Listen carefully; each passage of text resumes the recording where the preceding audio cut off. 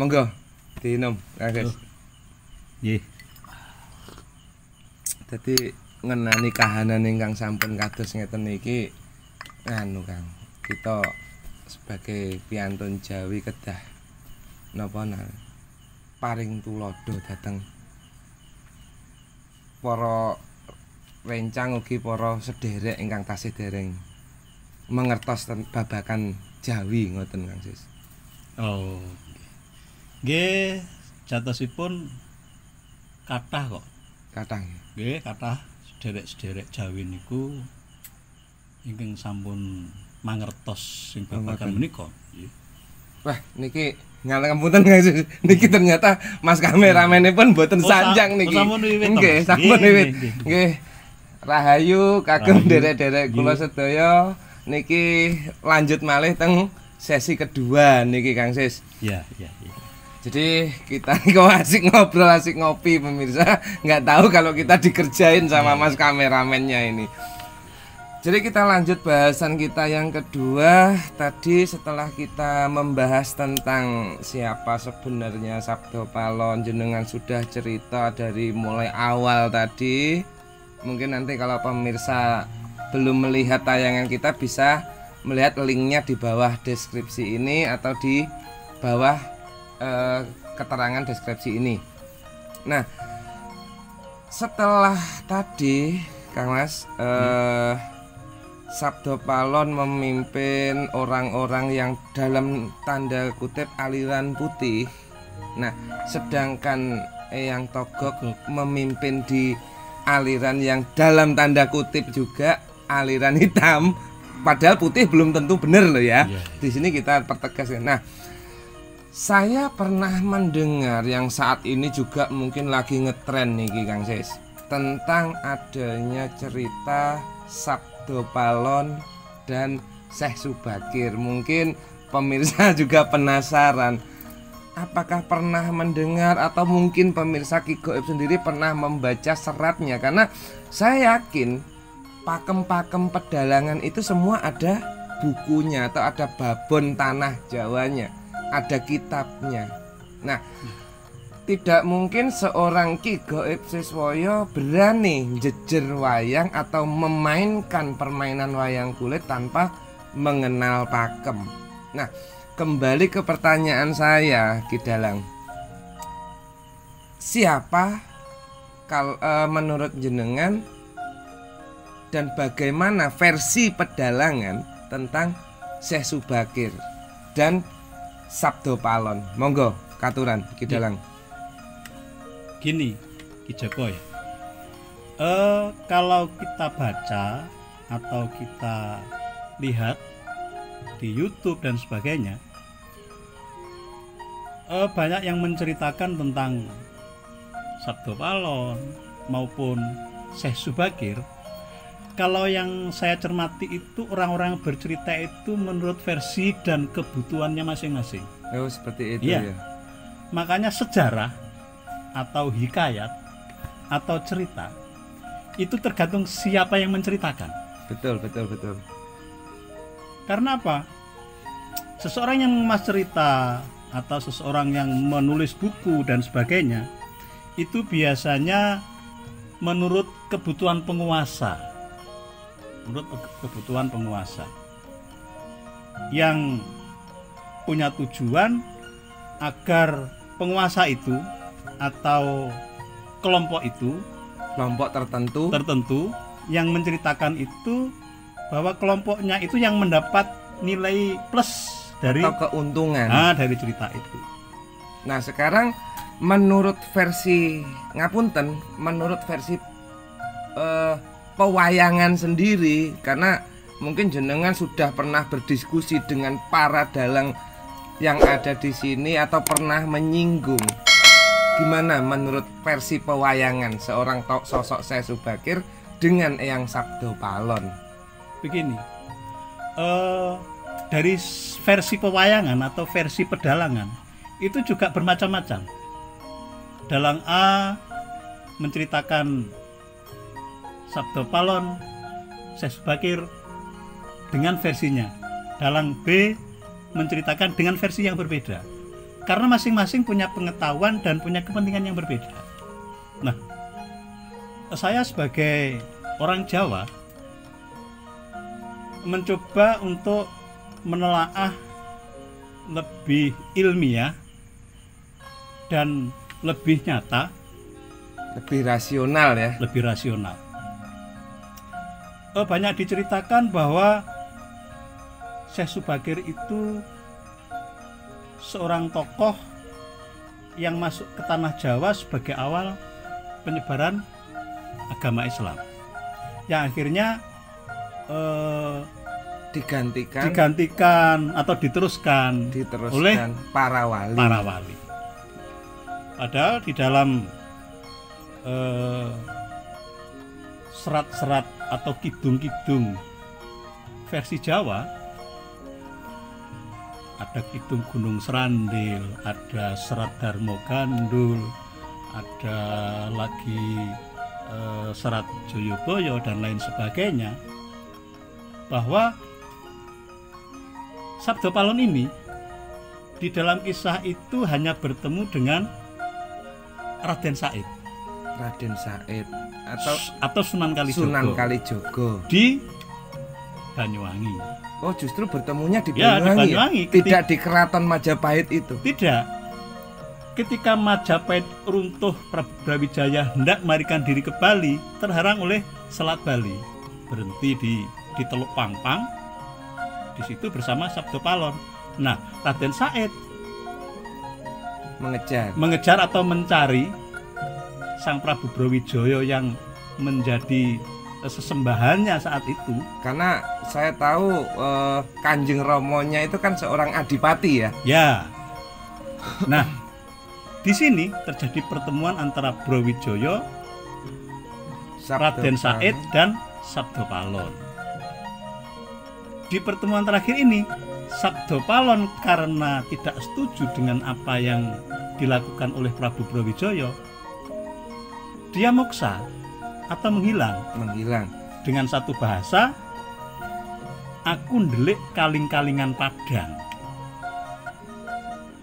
Monggo para pemirsa, bahasa seperti ini cara menelaah dan sebagainya. Ndelik kaling-kalingan Padang, orang yang petengan.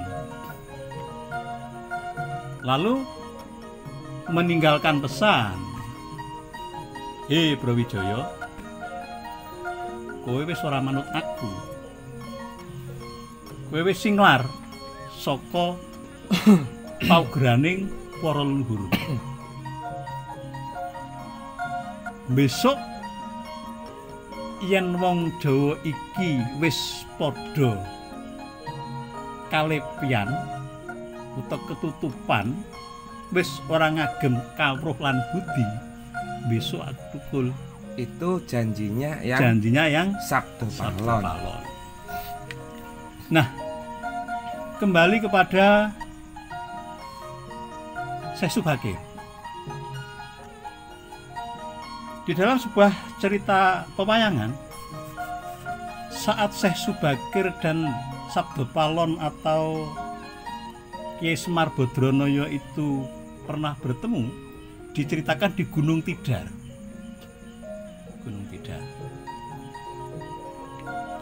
Ini karena orang Jawa itu segala sesuatu itu penuh dengan kiasan yang mengandung sebuah ajaran dan juga bisa sindiran.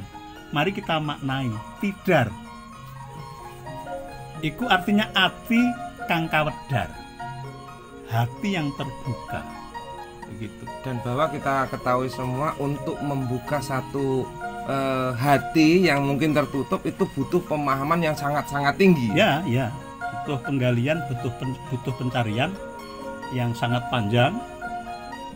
Nah, ada satu versi yang mengisahkan tentang generasi Syekh Subagir. Seperti dia diceritakan datang ke tanah Jawa, gagal, ada yang meninggal dan lain sebagainya. Selalu diceritakan bahwa tanah Jawa itu nggih demit, angker gitu ya. Angker, terus Syekh Subagir ku numbali. Lek numbali nganggo apa? Ada versi yang mengatakan nganggo cok bakal. ini aneh. Cok bakal itu penemuan orang Jawa. Dan itu asli budaya Jawa. Iya, budaya Jawa.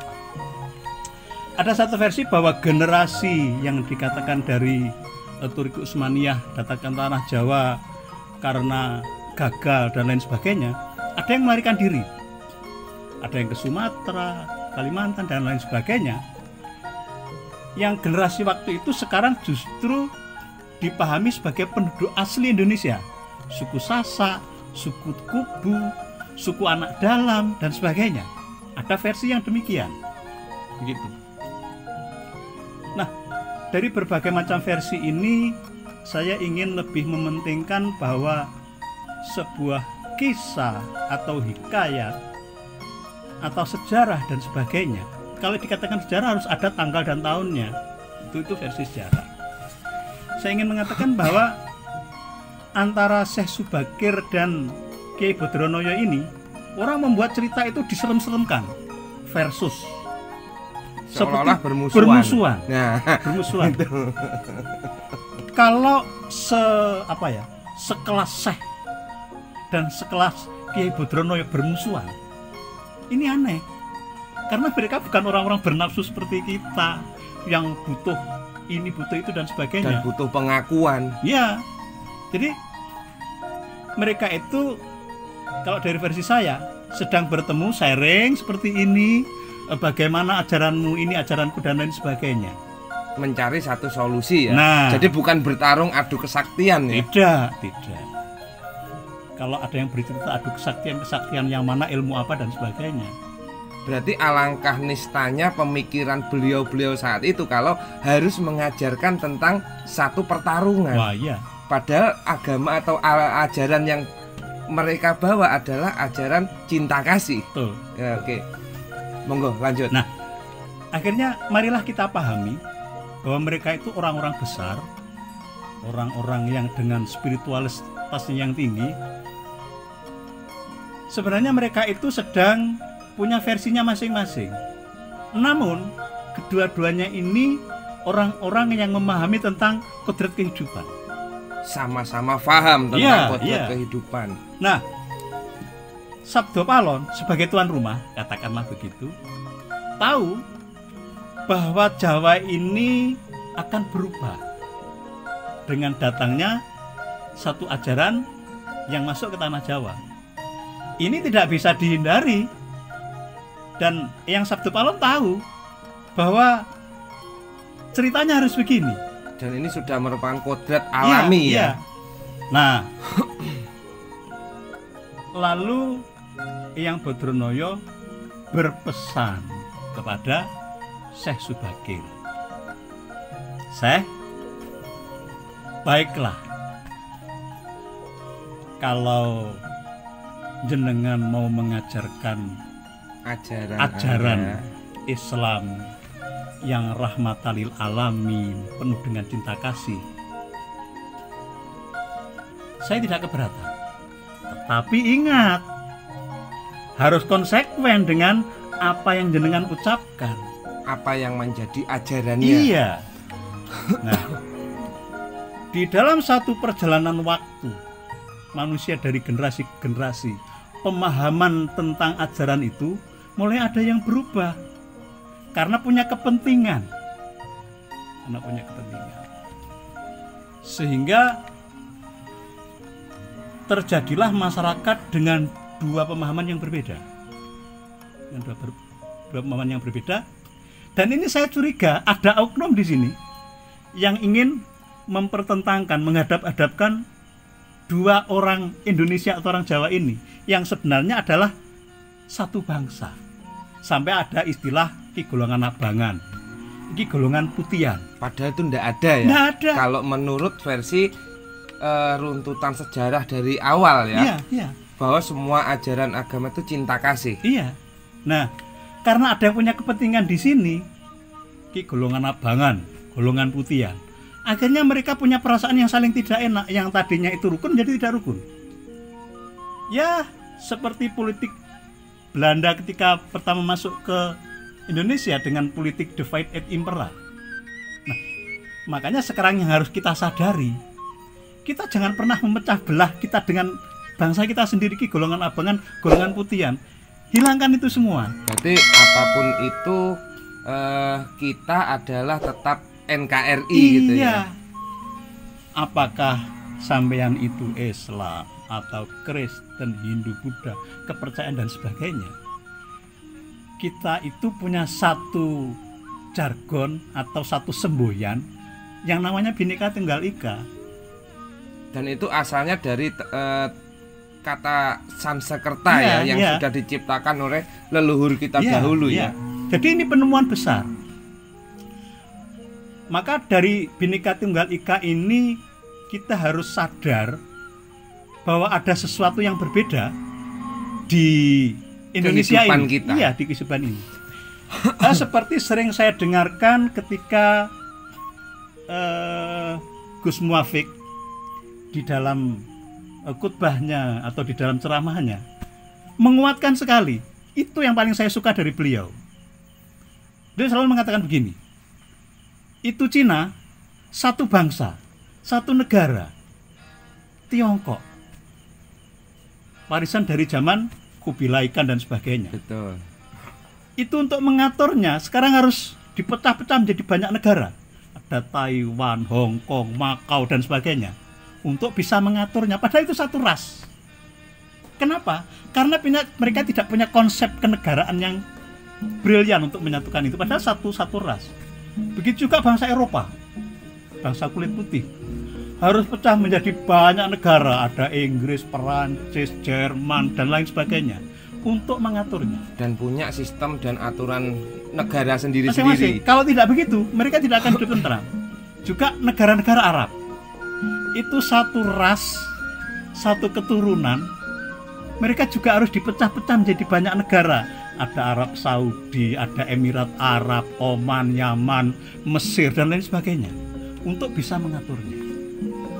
Tetapi Indonesia, Nusantara ini terdiri dari banyak negara. Kalau kita membaca sejarah ya, di Nusantara ada kerajaan Samudra Pasai, Aceh, ada Pasundan, ada Majapahit, Goa, Talu, Bali dan sebagainya. Dan itu menurut sejarah kerajaan-kerajaan yang tidak bisa disepelekan loh ya. Dengan kekuatan armadanya yang seperti itu. Tetapi kenapa mereka yang dari berbagai macam negara dan dari berbagai macam agama itu bisa hidup rukun berdampingan di NKRI ini? Karena ada Bhinneka Tunggal Ika. Karena ada satu kesadaran bahwa manusia diciptakan oleh Tuhan itu berbeda-beda. Bahkan di Islam ada ajaran begitu, bahwa Allah itu menciptakan manusia atas berbangsa-bangsa dan golong-golongan untuk saling mengenal, bukan saling bermusuhan. Karena kodratnya manusia itu sebagai makhluk sosial. Dan maaf Ki, di dalam Al-Quran pun kan kalau saya tidak salah ada salah satu ayat yang mengatakan janganlah kalian saling mengolok-olok. Belum tentu yang kalian olok-olok itu lebih baik daripada yang mengolok-olokkan. Betul.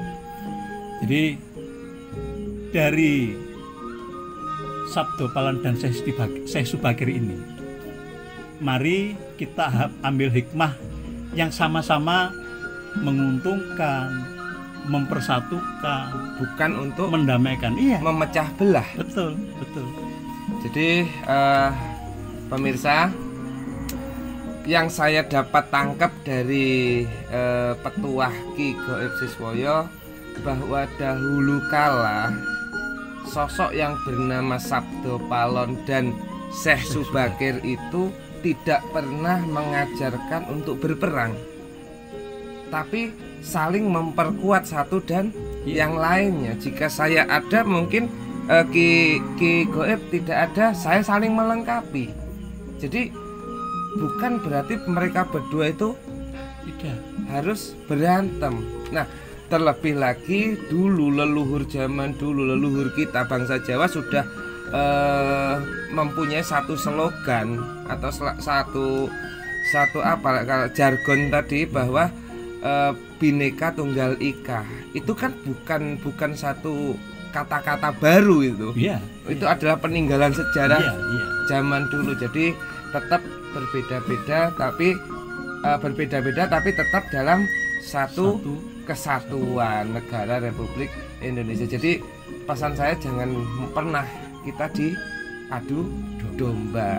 Nah, jadi menurut Ki Gaib, seperti itu cerita antara Sabdo Palon dan Syekh Subagir. Berarti tergantung siapa yang bercerita dan kepentingannya apa gitu ya Ki ya. Makanya kita harus bijak menerima itu. Tidak boleh ditelan mentah-mentah lagi kembali. Jadi tinggal tujuan kita apa? Mempelajari sejarah, mempelajari ajaran dan sebagainya. Atau kalau enggak tinggal tujuan kita membela siapa gitu mungkin ya. Ya, makanya itu harus mulai sekarang harus apa ya? Harus terbuka pikiran kita. Tidar ati kangka pedar. Jadi begini, mungkin saya pernah mengatakan pada satu acara atau mungkin saya lupa bahwa ajaran ketuhanan dan ajaran yang bukan ketuhanan itu bisa kita bedakan secara sederhana dari dua hal. Gimana itu menurut Ki Gaib? Ajaran ketuhanan itu pastilah begini, jika manusia itu mempelajari atau melakukan atau menjalani ajaran ketuhanan, pasti orang itu kata-katanya menyejukkan, tidak provokatif, cinta kasih. Iya. Karena apa?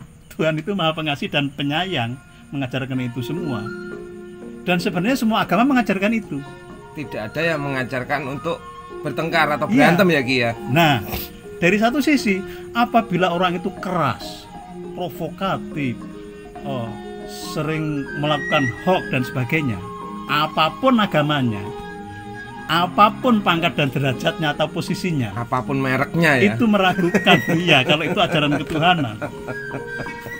Jadi itu pemirsa ya yang bisa kita ambil manfaatnya. Jadi dari apa yang kita wedarkan malam ini, apa yang kita diskusikan malam ini, silahkan monggo ditelaah dan sebisa mungkin diambil sisi positifnya.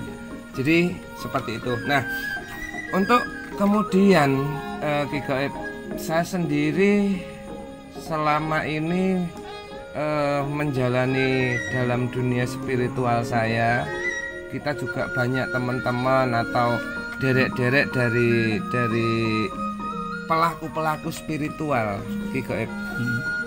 Kami pernah menurut beberapa teman saya yang versinya itu ini masih membahas Sabdo Palon dan Syekh Subagir, itu bisa digambarkan antara kasekten dan pangerten gitu. Yang mana keduanya itu tidak akan pernah berantem sebenarnya, tapi mereka saling mendukung. Satu contoh, sesakti apapun orang itu, tapi orang itu jika tidak punya pangerten atau tidak punya satu keilmuan, kesaktiannya tidak akan pernah bisa dipakai. Sebagaimana tinggi orang itu ilmunya, tapi kalau tanpa kasekten, pangerten, dia akan menjadi satu orang yang liar. Atau mungkin bisa dikatakan seperti itu. Ya, jadi begini. Kalau di dalam ajaran Jawa itu yang saya yakin saudara-saudara kita sudah sering mendengar dan paham, ada bahasa Surodiro Jayaningrat lebur dening pangastuti. Suro iku wani, Sudiro iku sakti kendel, Jayaningrat njayeng jagat punya kekuasaan. Lebur dening pangastuti, akan kalah dengan keikhlasan, kebeningan nurani, kasih sayang dan sebagainya. Kenapa? Karena orang yang penuh dengan kasih sayang, kebeningan nurani, sebenarnya orang itu secara sadar atau tidak sadar sedang mendekatkan diri dengan Tuhan. Betul. Nah, kalau sudah mendekatkan diri dengan Tuhan dan Tuhan yang berperan, sudah tidak ada orang sakti. Semua karena kodrat Tuhan. Iya. Kodrating Gusti. Betul. Oke. Maka di dalam ajaran Jawa ada satu istilah sekti tanpa aji, ngluruk tanpa bolo, menang tanpa ngasorake. ngasorake. Oke, jadi kayak mirip-mirip prinsipnya sosok tokoh sekarang ini ya yang lagi viral kemarin kan ada mungkin dia kan memang sosok kejawen ya, kita nggak usah nyebut nama. Iya. Nah, itu tadi pemirsa bahasan kita tentang bagaimana dan apa Sabdo Palon dengan Syekh Subakir. Nah, sekarang ini Ki Goib, bagaimana menurut Ki Goib? Karena selama ini saya membaca di salah satu sumber bacaan yang mana mungkin disebut adalah serat Sabdo, serat Jongko Joyoboyo. Di situ tertulis benjang yen sampun gangsal atus taun kula gantos kang agami budi kula sebar sak tanah Jawi. Ini ngapunten saya mengutip sebagian ya, mungkin biar tahu apa ya istilahnya bunyinya, jadi kita biar nggak asal ngomong Jongko Joyoboyo. Sinten tan purun ngangge yo bakal kula risak sami sun saya ake putu kula berkasaan marupi-rupi. Nah, menurut tinemu saya berarti memang benar yang Anda ceritakan tadi bahwa yang Sabdo Palon setelah itu tadi kan ditulis di Serat Jongko Joyoboyo itu Sabdo Palon Nulya Muksa. Nah, kata-kata muksa di sini kalau menurut gampangnya orang ngomong hilang, tidak meninggalkan jejak apapun. Nah, di sini tadi bahasanya Ki Goib delik sak jerone atau gimana tadi Ki? Delik kaling-kalingan Padang. Delik kaling-kalingan Padang. Berarti kan sebenarnya beliau ada. Ki. Ada. Nah, sekarang yang kita tunggu-tunggu ini pemirsa, ada satu pertanyaan yang mungkin mewakili dari pertanyaan rekan-rekan dan pemirsa semua ini Ki. Nah, bagaimana kebangkitan sosok Sabdo Palon itu di mata Ki Dalang sendiri? Apakah itu berwujud misalkan Ki ya, ngapunten mohon maaf, simsalabim celing jadilah terus ada apa seperti itu? Monggo. Begini, saya lebih menekankan pada pesan beliau bahwa pada saatnya nanti seperti yang jangan ceritakan, wong Jawa bakal tak pulang kawruh lan budi. Yen ora gelem, kalau tidak bersedia diajarkan kawruh dan budi, itu akan mengalami hal-hal yang tidak menyenangkan, akan mengalami satu kerusakan ya. Iya, akan mengalami satu kerusakan. Kalau di dalam satu filsafat Jawa lagi, merojol selaning garu. Yang punya arti gimana itu? Tahu kan garu, sawah itu? Ya. Digaru diwlukuwa. Yen pancen isih pinesti dadi bibit, peksa merojol selaning garu. Kita harus paham zaman sekarang ini, di Indonesia bahkan di negara-negara lainnya, korban COVID Corona itu ribuan orang. Ini kita sedang digaru loh oleh alam ini. Jadi untuk saya menjelaskan pemirsa ya, garu itu bajak sawah itu ya, bukan bajak laut tapi ya. Ini adalah bajak sawah yang setelah bajak untuk membalik tanah itu ada namanya yang kayak sisir itu. Nah itu namanya kalau di Jawa itu namanya garu atau wuluku. Ya, monggo dilanjut Ki. Nah, barangkali memang zaman ini yang Sabdo Palon bangkit atau nagih janji itu ya. Betul, atau menepati janjinya atau nagih janji. Kita jangan terpancang pada sosok manusia atau sebuah personal bahwa itu adalah Sabdo Palon. Saya lebih cenderung ingin berbagi rasa kepada saudara-saudara kita, pesan dari ajarannya bahwa sekarang ini sudah saatnya ati iki kawedhar, kawruh lan budi. Sekarang ajaran-ajaran di sekolah sudah mulai, contohnya seperti di buku Pendidikan Agama Islam. Itu pendidikan agama Islam dan budi pekerti. Artinya bahwa budi pekerti ini sangat penting. Unggah-ungguh, tata krama, tepo slira dan sebagainya. Yang mana mungkin sekarang kita jarang sekali menjumpai yang mempelajari itu atau mengerti tentang hal itu gitu. Kalau dulu itu kita kalau mau jalan di depan orang tua atau di depan guru kita pasti merunduk. Pasti nuwun sewu. Sekarang enggak. Sekarang tidak. Halo Pak. Begitu. Halo Bro. Kadang seperti iya. Ini salah satu sisi kehidupan yang kita kenali dan kita pahami.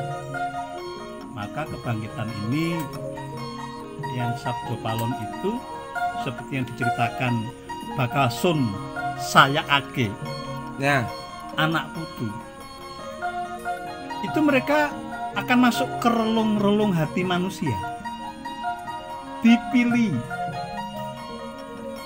Maka mari kita siapkan diri kita masing-masing, mempersiapkan biar supaya kita dipilih menjadi jalmo pinilih. Ya, jadi mari kita mempersiapkan diri kita masing-masing, bukan mempersiapkan diri orang lain. Kita persiapkan diri kita agar kita layak menjadi orang yang berbudi pekerti luhur. Dengan persyaratan seperti apa itu Ki? Mungkin bisa disampaikan. Apakah kita harus dengan dengan hati yang sombong atau gimana menurut jenengan? Persyaratan untuk menjadi jalmo pinilih gitu Ki. Ya seperti yang kita ceritakan di depan tentang pertemuan Sabdo Palon dan Syekh Subakir itu. Mereka itu orang-orang berkelas dengan spiritual yang sama-sama tinggi, yang sangat tinggi mungkin. Jadi mari kita contoh versi ini. Kita lebih menekankan kasih sayang pada sesama daripada ego. Iya, daripada ego. Wah, ini kelompok saya yang benar. Terus itu juga begitu. Kalau masing-masing dengan egonya seperti itu, pembenaran masing-masing. Begitu. Jadi bukan berarti yang Islam sudah tidak Islam, yang Kristen sudah tidak Kristen. Bukan begitu. Ya Islam yang penuh dengan kasih sayang dan budi pekerti. Kristen yang penuh dengan budi pekerti itu semua. Tetap nguri-nguri leluhur budaya masing-masing. Jadi seperti itu ya. Iya, yang Jawa sadari bahwa dirimu adalah orang Jawa. Yang Madura juga sadar, saya orang Madura. Yang masing-masing ini punya sejarah panjang pada leluhurnya dulu. Dan itu sebagai sebuah kebanggaan bagi masing-masing suku atau bangsa. Jawa punya kebanggaan dengan raja-raja Jawa dan ajaran Jawa. Madura juga punya kebanggaan dengan nenek moyangnya. Begitu juga yang lainnya. Berarti kembali lagi ke Bhinneka Tunggal Ika tadi Ki. Nah, oke, jadi kebangkitan Semar itu nanti akan mungkin yang bisa saya simpulkan di sini Ki Goib, beliau akan masuk ke dalam relung hati masing-masing, kolbu daripada masing-masing manusia untuk menyadarkan dari dalam hati mereka bahwa nggak ada gunanya tentang satu perdebatan. Jadi apakah seperti itu kira-kiranya Ki? Iya. Berdebat boleh, tetapi bukan bermusuhan. Karena ada peribahasa kepala sama hitam, isinya bisa berbeda. Nah, perbedaan ini jangan dijadikan satu permusuhan, tetapi dipadukan. Seperti saya dan jenengan punya sisi kelebihan ini, saya punya satu sisi kelebihan ini. Kita bertemu, saling bertukar pikiran dan sebagainya, kan itu lebih baik. Bukan harus saling berantem ya. Iya. Nah, jadi intinya kebangkitan Sabdo Palon itu nanti akan manjing di dalam nurani kita masing-masing pemirsa. Mudah-mudahan kita semua segera bisa menyadari, mungkin termasuk saya, termasuk jenengan Ki. Jadi sebenarnya petuah ini untuk diri saya pribadi dan diri kita pribadi ya Ki ya. Tapi juga tidak ada salahnya jika rekan-rekan, saudara-saudara kita yang di luar sana yang melihat atau menonton acara kita ini bisa ikut merasakan sisi positifnya, sehingga kita punya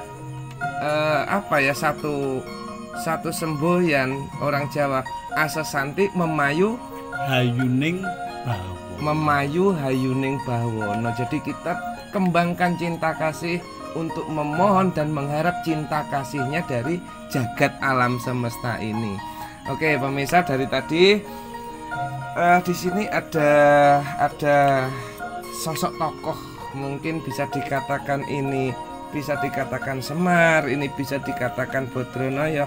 Ini ngapunten Ki Gaib, kalau kita pengen dengar suluknya Ki Gaib ini tentang pituturnya Sabdo Palon Ki. Monggo. Ini akan saya awali dengan satu tembang mocopat Mas Kumambang. Monggo katuran. Semoga ini juga bermakna bagi kita semua. Dan sekaligus maaf Ki pemirsa, dengan penutupnya Eyang Sabdo Palon ini nanti memberikan satu wedaran, saya Ki Joko Gondrong dan mungkin Ki Gaib Siswoyo mohon diri undur pamit. Kita mungkin bertemu di lain waktu, tetap di acara Jejak Belambangan Banyuwangi 1 TV, tetap di channel YouTube Ki Joko Gondrong. Dan jangan lupa pemirsa semuanya, kita akan terus berkolaborasi dengan Ki Gaib Siswoyo untuk babakan kaweruh ini Ki. Jadi jangan lupa untuk klik tombol like, subscribe dan bunyikan lonceng katanya anak sekarang Ki, agar kita saat kita memberikan wedaran-wedaran ada pemberitahuan.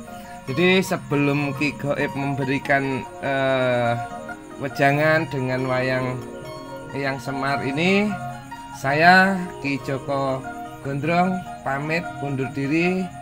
Nanti acara ini akan ditutup oleh Eyang Badranaya. Monggo Ki Gaib. Kambang-kambang kumembeng waspoko mijit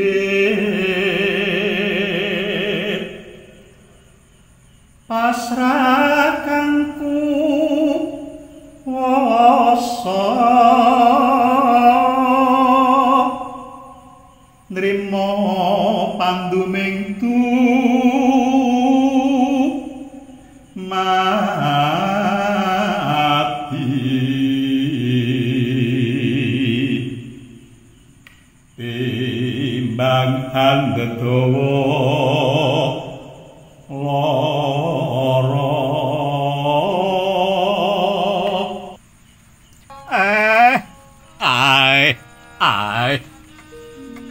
mergegek sadlita mel para anak putu, sira iku kawulaning Gusti. Mula jejere kawula, kowe padha ngawula.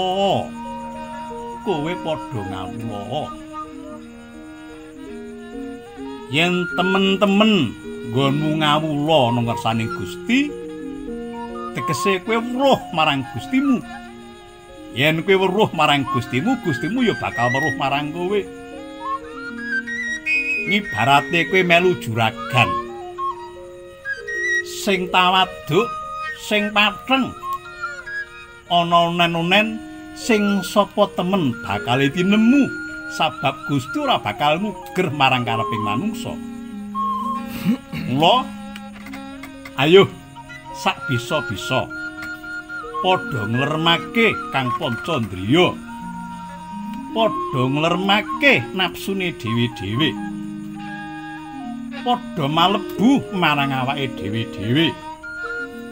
aku kelawan kuwi kawulaning Gusti ngawula lan ngawula.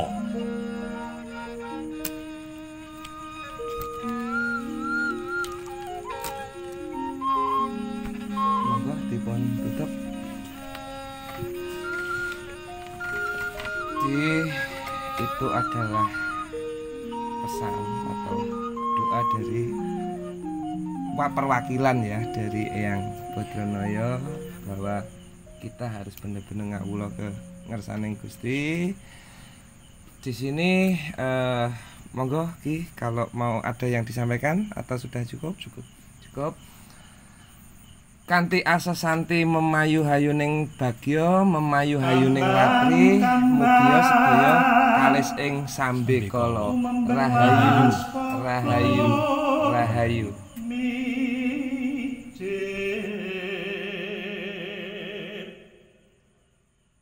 Pasrah